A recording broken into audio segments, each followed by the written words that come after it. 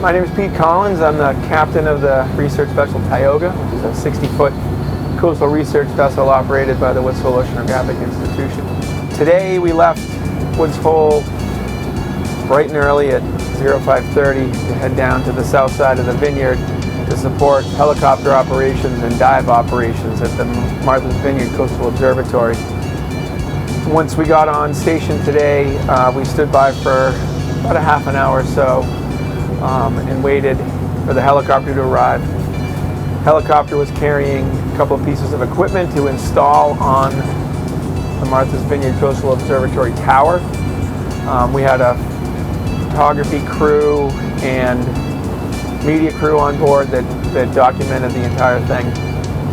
Once those helo ops were complete, we went about a mile away from the tower and put a couple of divers in the water to do some work.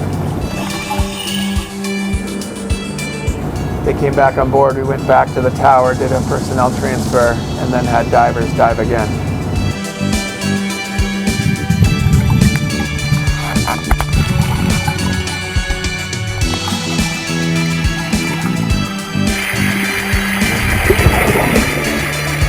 Currently we are on our way back to Woods Hole after a successful day's work.